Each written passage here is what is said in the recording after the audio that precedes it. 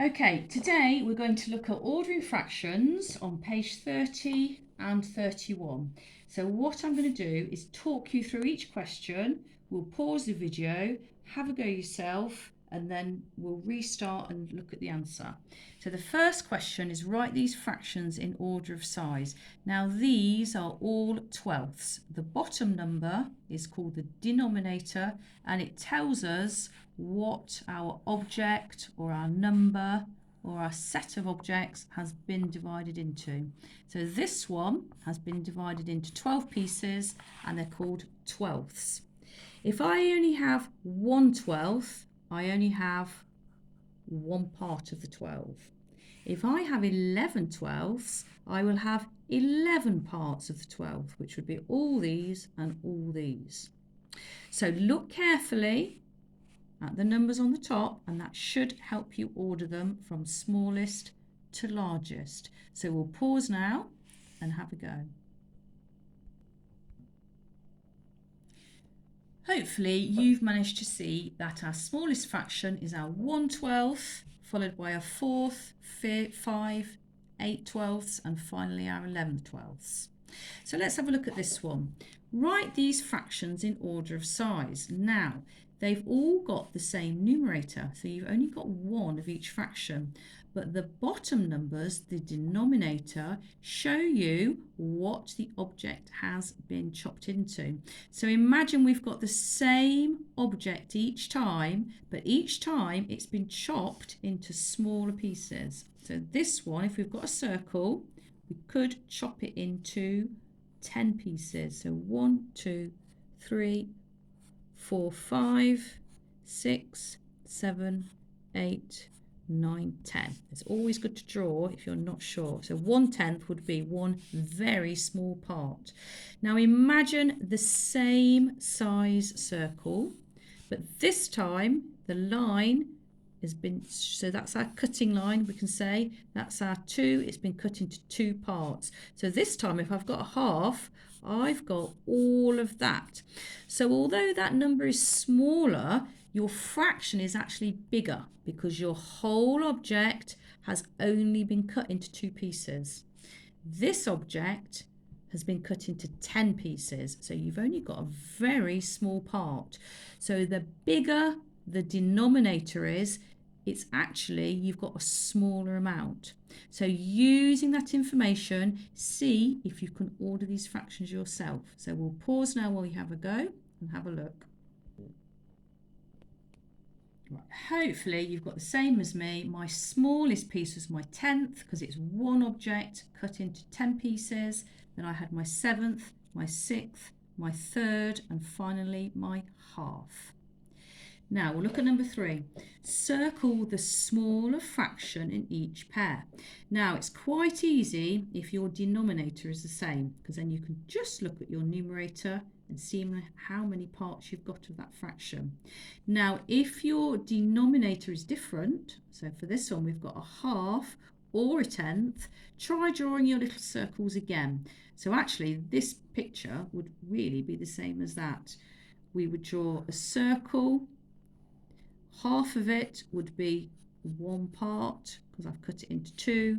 The same circle, we would have to cut it into 10 parts. 1, 2, 3, 4, 5, 6, 7, 8, 9, 10, and I would only have one part. My cutting isn't 100% accurate. If you did it really accurately, they would all have to be equal. But it's good enough to see that my half is much bigger than my 10th. So can you try and do the same for the rest of those, please? Hopefully you found the same as me. 4/12 is smaller than 6/12. A 10th is smaller than a half. A 1/6 is smaller than a 1/5 because you've got 6 small pieces instead of 5. And 1/4 is smaller than 3/4. So now we're going to go on to page 31. Question 4. Some children are trying to work out who won the most races at their school sports day. we've got all this information and we're going to try and solve it as a bar model. Now we've done a little bit of bar modeling in class, so I'm just going to talk you through this one because this is quite a tricky problem. So if you imagine all the races is represented by my top bar. So this is all the races. We don't know how many races there were because it doesn't tell us, but we can still work it out.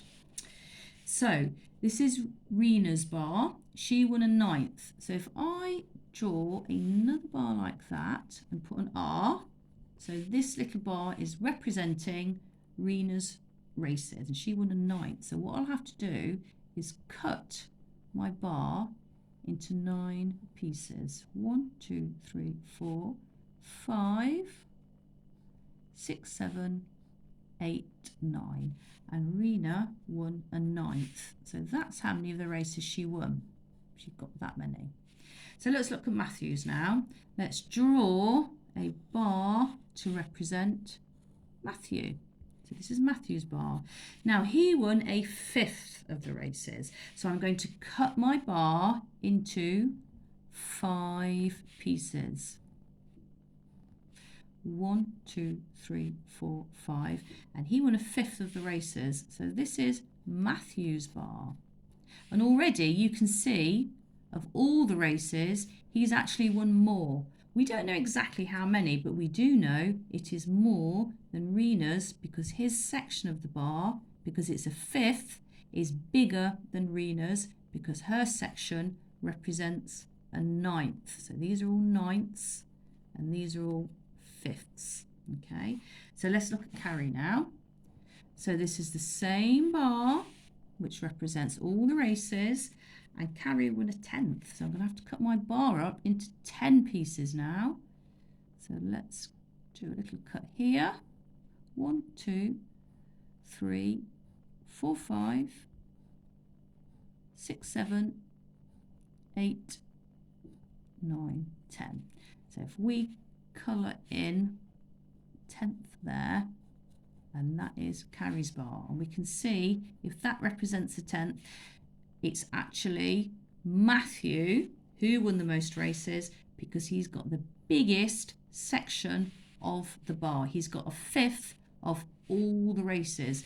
Now these lines aren't 100% accurate. I'd have to do it with a ruler and measure out to make my bar accurate, but you can actually see that that section there is bigger than Carrie's and Rena's. So we can say Matthew won the most races. Okay, so we'll just pause there for a moment. Okay, question 5. Here are some digit cards. We've got a 1, a 3, a 4 and a 2. We need to use 2 of the cards to make a fraction which is less than a third.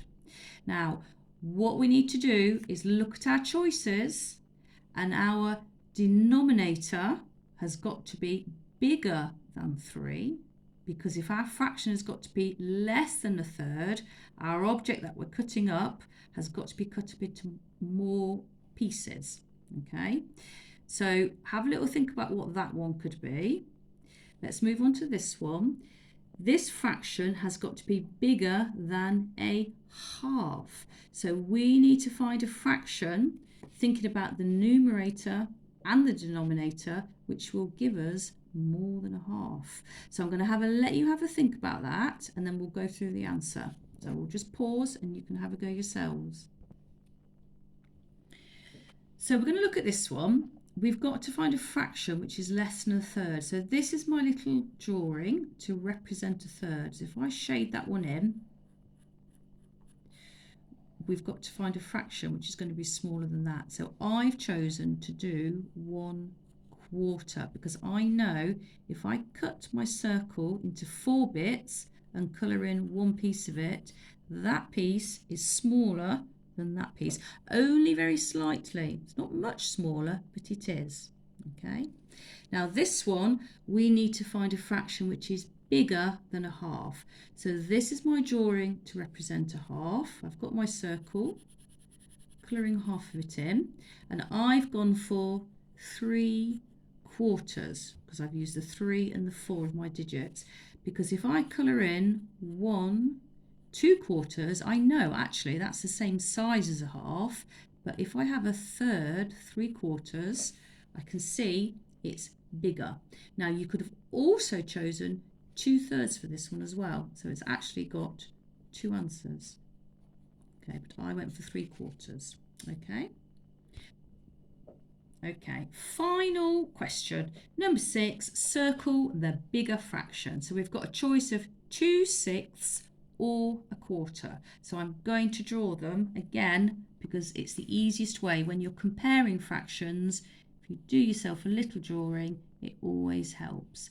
So here is my drawing for my 6. I've got my 1 whole cut into 1, 2, 3, 4, 5, 6 parts, and I'm going to shade 2 of those parts because I've got 2/6. Okay, imagine it's a cake and you've got 2 slices out of 6. So I'm going to draw the same size circle. This time I'm going to cut it into quarters, and I've got 1 of the quarters, so it's my birthday cake, and I have got a quarter. Now if we look at a quarter and we look at 2/6, 2/6 is slightly bigger than a quarter. If you look at where my line goes, that one goes straight and straight up. That one goes straight and slightly diagonally. So it's a little bit bigger. So 2/6 is the biggest fraction. And the final thing you can do at home is just write me a little sentence to tell me why. Okay, I hope this has been helpful to you.